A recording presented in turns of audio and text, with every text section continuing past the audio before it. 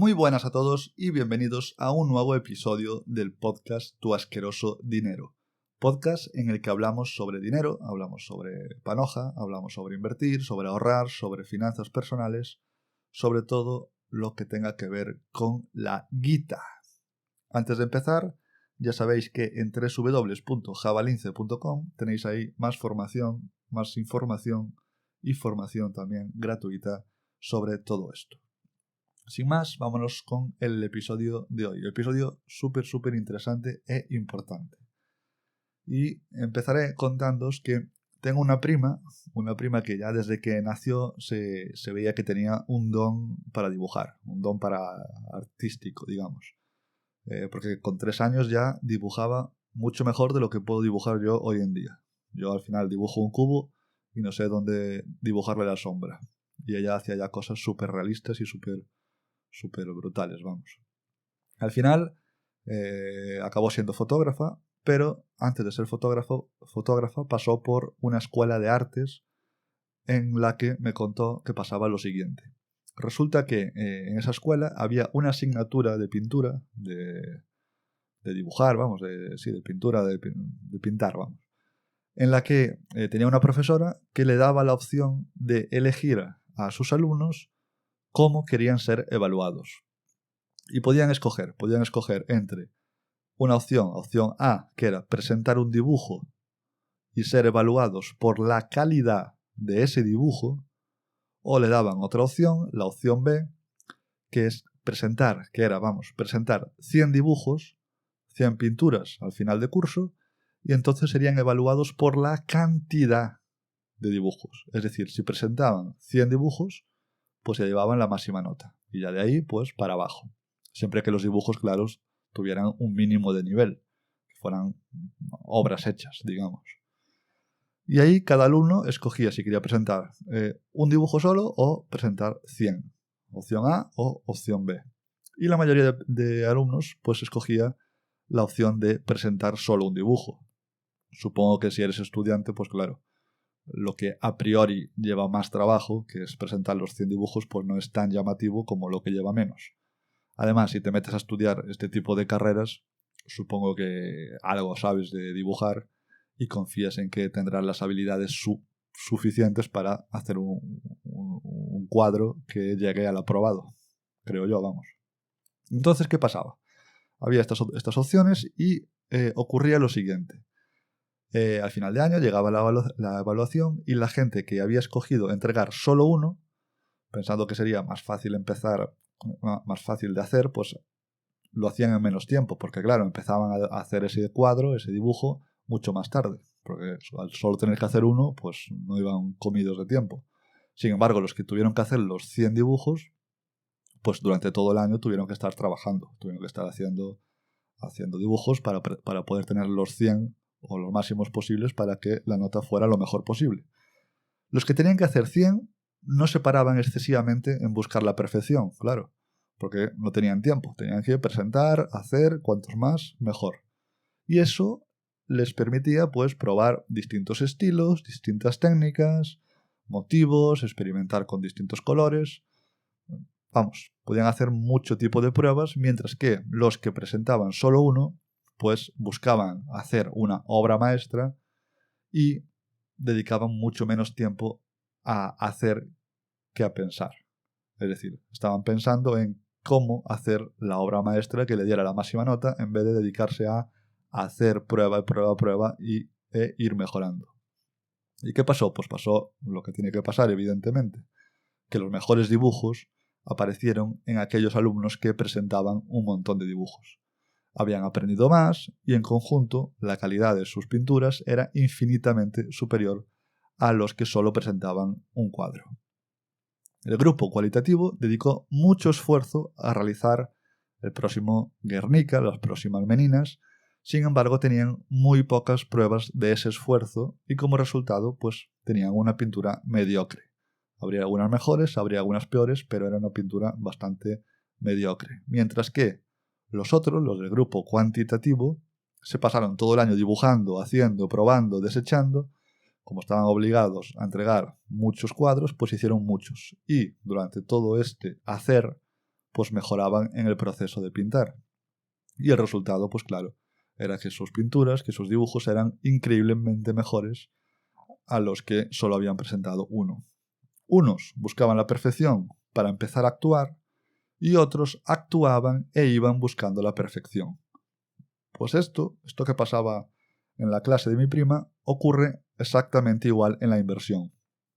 Y ojo, digo aquí en la inversión, no en la especulación. Ya sabemos que la especulación se parece más a ir al casino y la inversión es otra cosa, es algo que de verdad nos interesa, o nos debería interesar, vamos. Y aquí, en la inversión, una vez que tienes claro que quieres invertir, suelen aparecer dos tipos de personas. Dos perfiles que claramente pues, se diferencian una de otra en que unos son más de pensar y otros son más de actuar. Mucha gente cuando aterriza aquí en el mundo de las inversiones pues empieza a leer, empieza a estudiar, empieza a formarse, a hacer cursos, pero nunca se sienten 100% preparados para dar el salto. Dedican muchísimo tiempo a buscar la estrategia perfecta, a hacerlo lo mejor posible. Y luego hay otro tipo de personas, otro perfil, que se leen un libro y ya, se saltan al barro. Y ahí, en ese barro, es donde de verdad aprenden. Porque claro, se están jugando el pellejo. El pellejo es el que está, su propio pellejo es el que está en juego, y ahí es donde de verdad aprenden. Y pasado el tiempo, pues adivina a quién le va mejor. Pues le irá mejor al que ya se ha lanzado a invertir con unas bases, aunque no sean perfectas, son unas bases sólidas, que al que todavía no se ha atrevido y aún no ha empezado a invertir. Es la diferencia entre pensar en hacer algo y hacerlo. Es la misma diferencia entre pintar 100 dibujos o querer pintar el dibujo perfecto sin mancharse. Cuando quieres invertir, has de formarte, claro que sí. Hay que formarse, por supuesto, porque al final estamos trabajando con nuestro dinero y hay que saber qué es lo que vamos a hacer y hacerlo con cabeza. Pero no nos podemos quedar ahí. No puedes quedarte en ese círculo de formación infinita. Por suerte, cuando tú empiezas a invertir no hace falta ir con todo. Si tú ya tienes unos ahorros o quieres empezar a invertir, no tienes que meterlos todos de golpe ni mucho menos. De hecho, lo normal es ir empezando poco a poco y ahí es donde de verdad se produce el aprendizaje más profundo. Porque el aprendizaje más profundo es a nivel psicológico. Ahí ves cómo te afecta invertir, cómo te comportas, ahí ves si esa estrategia que estás haciendo es la adecuada para ti o si quieres otra. Es lo mismo que pasaba con los dibujos, vas probando, vas iterando y te vas quedando con lo que de verdad funciona para ti. Y es que además, invertir tiene una enorme carga psicológica, que por mucho que leas, por mucho que te formes, por mucho que leas que es importante controlar las emociones, largo plazo, todo esto, nunca va a ser lo mismo leerlo que sentirlo. Invertir, de hecho, es que es súper fácil. Consiste básicamente en saber aburrirse. Saber aburrirse, saber esperar y que las emociones no te afecten. Pero para aprender eso tienes que lanzarte, tienes que hacer cosas. Porque puedes tener la teoría clarísima, pero aprendes cuando haces cosas. Y ocurre exactamente esto que ocurre en la inversión, pues ocurre en otras áreas de la vida. Ocurre en los negocios, evidentemente.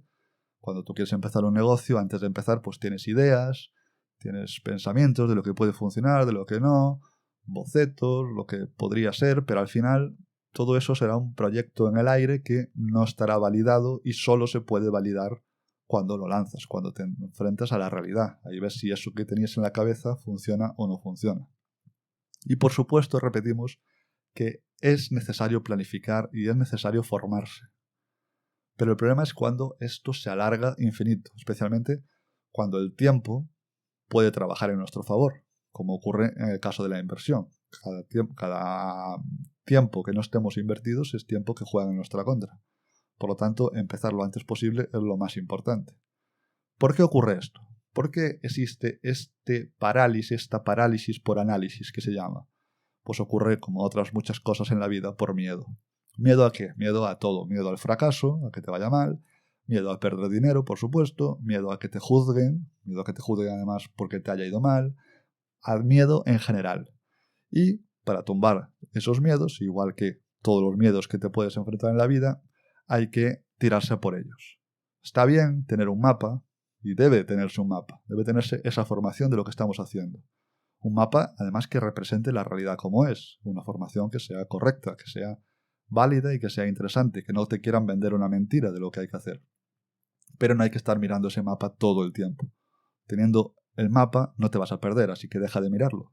Tienes ya las guías de lo que hay que hacer y hay que empezar a hacer cosas. Y esto aplica también a todo en la vida. Cuando haces cosas es cuando pasan cosas. Si no haces nada, es más difícil que pase algo. Esa frase que se dice por ahí tantas veces que mejor hecho que perfecto. Es muy interesante para casi todo. Aprende las bases y lánzate. Y ya continúas aprendiendo mientras ya estás metido en harina. Muy importante actuar mucho más que estar pensando infinitamente todo el tiempo en actuar. Mejor actuar que pensar en actuar. Y si quieres ya actuar, pero todavía no tienes ese mapa del que hablamos, quieres tener las bases para no perderte, sobre todo al inicio, pues ya sabes que en www.javalince.com tienes ahí ese mapa de manera gratuita incluso para poder lanzarte a invertir y poder lanzarte a que sea el dinero el que trabaje para nosotros y no nosotros para el dinero. Sin más, lo dejamos aquí y nos vemos en el siguiente episodio.